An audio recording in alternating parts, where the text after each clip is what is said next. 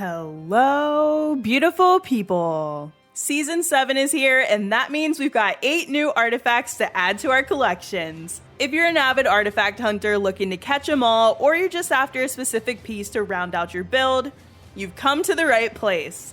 I'll show you where they're at and how to get there, so just sit back, grab a snack, and let's go get some artifacts. Alright, let's get right to it. In no specific order, first up we're going to head to the Eternal Pool in Reekwater to seek out the Aconite Bow. If you go to the Lazarus Fast Travel Shrine and hop with the rocks like you see here, you can get to the spot much faster than fighting your way through the entire Eternal Pool. Of course, if you want to fight, by all means, run the normal way. Once you get past the vines, you're basically there. Viridulin is a big booty flower surrounded by some high-level enemies, so I would make sure that you bring some friends. I also recommend killing the mobs because these things were messing me up. If you have a high IQ, you could use a ranged weapon to pull the flower and stand far away, and probably avoid dealing with the mobs, or most of them. But I've only got about 2 brain cells left and they were not on apparently. Of course, you're not guaranteed the artifact on the first kill. You might get it in 3, or you could get it in 3 days. Who knows? But I mean, watching this video does give you a 65% increase in RNG for hunting artifacts, so I'm sure you'll get it in no time. And that's definitely a fact, don't look it up on the New World database, you can just trust me. Alright guys, next up on the list is the Artifact Ice Gauntlet named Otzi. During Season 7, you will be able to get this artifact at level 20 of the free Track of the Season Pass. So just to be clear, if you're currently watching this video during Season 7, do not go farm the named enemy, you're not going to be able to get the artifact as a drop. After Season 7 is over, if you missed out on completing the pass, you'll be able to farm the Artifact Ice Gauntlet from xoxo in the Elysian Wilds. To get there, you'll want to teleport to the Cave of the Full Moon fast travel in Southern Elysian Wilds, then head up the rocks and go to the area of the Tribunal Highmound that was marked on the map. xoxo is a grumpy gorilla surrounded by roaming enemies, so make sure you watch your back. Again, you're never guaranteed to drop quickly, so make sure you've got some time set aside in case you don't get lucky. But I'm sure everyone who watches my videos gets lucky, right boys? But yeah, I definitely highly recommend just getting this artifact while it's on the Season Pass since it's just so much easier. While we're talking about artifacts from the Season Pass, we might as well talk about the Heceta Life Staff. During Season 7, you'll be able to get this PvP Life Staff from level 80 of the Season Pass. After the season is over, you'll want to head to the spot marked on the map from the Shrine of Sisyphus fast travel in the Restless Shore territory to find the name mob Parthenacissus.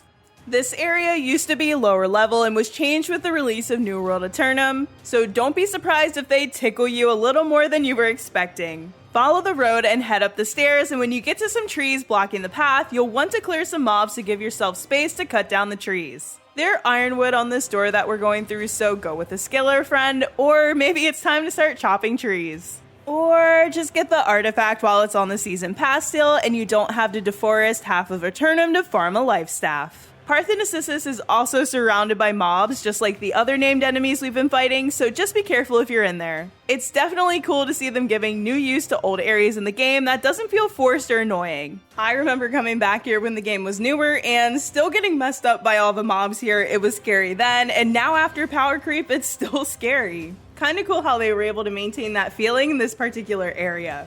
And yeah, that's it. Let's move on.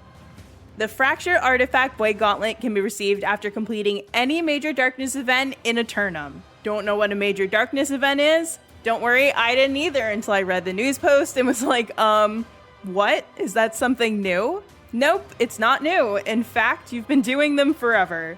Major Darkness events is just a fancy name for Major Corrupted Portals. So, all you have to do is participate in the portal event and don't abandon the activity before it's closed. If you can get it by opening major event caches, I'm not sure. I received all of my artifacts when the portal was closed, not from the rewards chest. The easiest way to farm this artifact is to join up whenever you see Xmerc in the chat, since Merc has a bunch of major corrupted portals and it's faster in a large group. If you have Influence Race reward caches lying around, you're in luck. You have a chance of receiving the Justice Artifact Earring when you open them. If you don't have any, I guess it's time to start doing influence races. The artifact can come from either cache, by the way, so it doesn't matter if you win or lose. If you don't know what an influence race is, it's an open world PvP fight between all factions in a specific territory at a set time where the factions push influence in the territory to decide who can declare war. Influence races always begin at 8 PM and last for 45 minutes unless influence is pushed to 99% before the time is up. So on any given day that there's an influence race, you'll see one at 8, one at 9, one at 10, and one at 11. You can see where and when the influence races are on your server by opening the map and clicking conflicts on the left side. Then just X up in your faction chat and you're good to go. If you've never participated in an influence race before, don't worry, they're super chill, and honestly, they're a lot of fun when they're active. And if the drop rates are anything like the artifact drop rates from OPR caches, it shouldn't take too long to get your drop. Speaking of OPR caches, they've added another artifact to the Outpost Rush reward cache, the Shrapnel Artifact Musket. Just like with influence races, if you already have some Outpost Rush caches stored up, then you can open them and have a chance to receive the new artifact without having to play OPR if you don't want to. And I know a lot of you don't want to. Just as general advice, AGS does have a habit of adding artifacts to reward caches, so if you're at the endgame, you might as well just save them for moments like these. I wish I had saved more influence race caches, but at least I have a few. And I've got almost 600 OPR caches stockpiled, so I shouldn't have an issue getting the artifact. But I probably shouldn't have said that, and maybe I'll jinx myself. Anyone got some wood I can knock on? And if you don't have any caches, I guess it's time to go back to OPR and face the Bush Wookiees and range controller aimbots. But seriously, the state of OPR these days is pretty rough. At least it doesn't matter if your team gets stomped or not. And thankfully, the drop rates for artifacts are very, very high from OPR caches. Now, if only we could do something about the drop rates on the PvP track.